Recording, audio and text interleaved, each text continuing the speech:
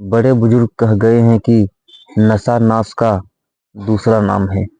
जिस तरह से हमारे देश का युवा नशे की गिरफ्त में फंसता जा रहा है, उससे लगता है कि हमारे देश का भविष्य क्या होगा, ये भगवान ही जाने। आज शराब पीना एक फैशन बनता जा रहा है। शराब ने कितने परिवार को उजाड़ा है, ये बात किसी से छुपी नहीं है। बड़े से बड़ा धनी भी शराब के नशे में फंसकर अपना सब कुछ गंवा देते हैं। किसी शायर ने क्या खूब कहा है, मैं कदे में किसने कितनी पी, खुदा जाने मगर मैं कदा तो मेरी बस्ती के कई घर पी गया। आज की कहानी इसी शराब के नशे पर आधारित है। कहानी शुरू होती है उत्तर प्रदेश की राजधानी लखनऊ से। लखनऊ में एक थाना लगता है, नगराम। इसी थाने के अंतर्गत एक गांव पड़ता है, करसंडा। करसंडा गांव में 6 दिसंबर 2024 को एक सुनसान खेत में झाड़ियों के पीछे नाले के पास कुछ लोगों को एक बुजुर्ग महिला की लाश दिखाई देती है। गांव में लाश मिलने से भीड़ जमा हो जाती है। भीड़ में से ही कोई आदमी पुलिस को लाश मिलने की सूचना दे देता है। सूचना मिलते ही लखनऊ पुलिस घटनास्थल पर पहुंचती है और लाश को कब्जे में लेकर लाश की पहचान करने के लिए लोगों से पूछताछ करती है। पूछताछ में पुलिस को पता चलता है कि मृतक महिला का नाम प्रेमा देवी है और वह इसी करसंडा गांव की रहने वाली है। लाश की पहचान हो जाने पर लाश की पहचान को कंफर्म करने के लिए पुलिस प्रेमा देवी के बड़े बेटे दिलीप कुमार को बुलाती है और लाश की पहचान करने को कहती है। जैसे ही दिलीप लाश को देखता है, वह फूट फूट कर रोने लगता है। लाश को गौर से देखने पर दिलीप कुमार बताता है कि मेरी माँ के पास सोने के कुछ गहने थे, जैसे कि कान की बाली, नाक की नथुनी और पैरों की पायल इत्यादि जेवर, तथा उसके पास से उसका मोबाइल। दोनों ही चीजें मेरी माँ के पास से गायब हैं, जिससे पुलिस को लगता है कि शायद मामला लूटपाट का है। पुलिस पुलिस लाश को पोस्टमार्टम के लिए भेज देती है तथा अपनी छानबीन शुरू करती है। पुलिस घटनास्थल के आसपास तलाशी लेती है, पर कोई भी उससे ठोस सबूत नहीं मिल पाता। अब पुलिस प्रेमा देवी के पड़ोस में जाती है और उनके पड़ोसियों से पूछताछ करती है। तो पड़ोस के लोग बताते हैं कि प्रेमा देवी के दो बेटे हैं, बड़ा बेटा दिलीप कुमार और दूसरा बेटा आकाश। आकाश शराब पीने का आदी है। जब वह शराब पी लेता है तो किसी की बात नहीं सुनता और नशे नशे में वह जानवर बन जाता है। बहुत अधिक शराब पीने का आदी है। 1 साल पहले ही आकाश की शादी हुई थी।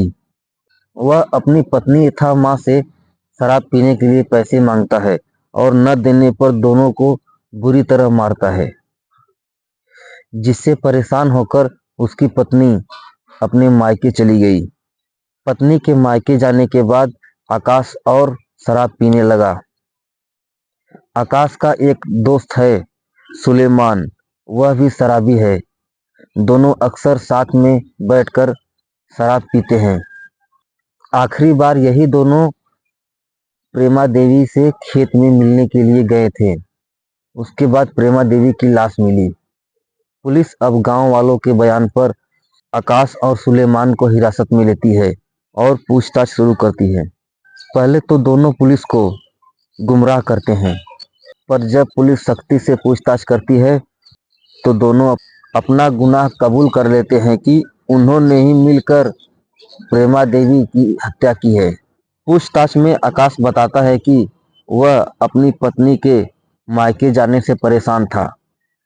कई बार उसने अपनी माँ से कहा कि वह मेरे ससुराल के लोगों से बात करके पत्नी की विदाई करा करके घर लाए, पर मेरी माँ मेरी शराब की आदत के कारण हर बार मना कर देती थी।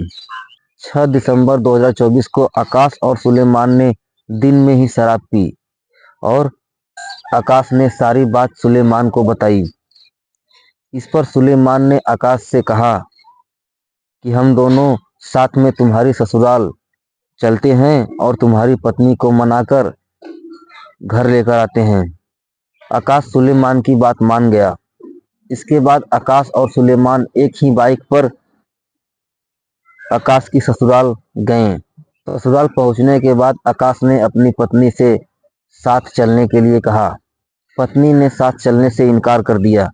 पत्नी के परिवार वालों ने कहा कि पहले अपने माता पिता को लेकर यहाँ आओ, तभी विदाई होगी। आकाश करीब 45 मिनट तक अपनी ससुराल में रुका और पत्नी तथा ससुराल के लोगों को मनाने की हर कोशिश करता गया, पर किसी ने उसकी बात नहीं सुनी और ससुराल वालों ने विदाई करने से साफ इनकार कर दिया। विदाई न होने पर आकाश और सुलेमान ससुराल से चले आए और रास्ते में दोनों ने फिर जमकर शराब पी। जब नशा कुछ ज्यादा हो गया तो आकाश और सुलेमान दोनों आकाश के घर पहुंचे। आकाश अपनी माँ से पत्नी के विदाई के विषय में बात करना चाहता था। आकाश जब अपने घर पहुंचा तो वहां पे उसकी माँ प्रेमा देवी नहीं थी। पड़ोस में पूछताछ की तो पता चला कि उसकी माँ प्रेमा देवी खेत में गई हैं। इसके बाद आकाश और सुलेमान दोनों खेत में पहुंचे और देखा कि प्रेमा देवी टमाटर के पौधों की सिंचाई कर रही हैं। आकाश ने माँ से पत्नी को वापस लाने की बात कही।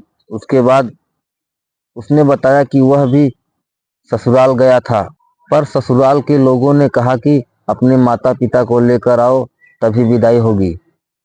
चूंकि आकाश ने अभी भी शराब पी रखी थी, इसलिए प्रेमा देवी ने बहू को वापस लाने से साफ इनकार कर दिया। इस बात को लेकर खेत में ही माँ और बेटे में जोरदार बहस हुई। इससे नाराज होकर आकाश ने अपनी माँ को धक्का दिया, जिससे माँ प्रेमा देवी गिर गईं।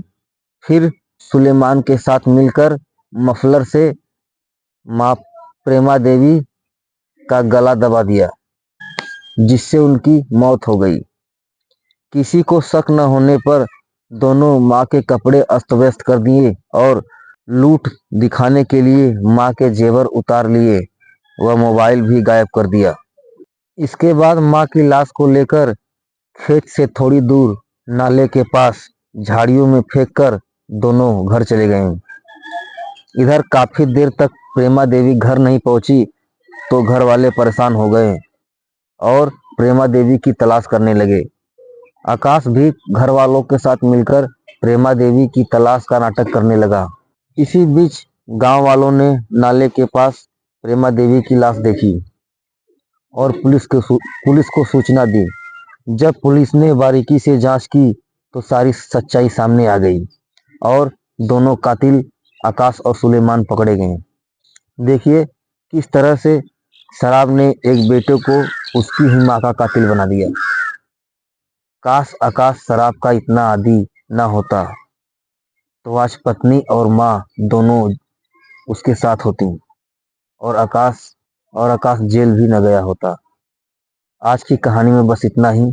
मिलते हैं कल किसी और कहानी के साथ। तब तक सावधान रहें, सुरक्षित रहें। जय हिंद, जय भारत।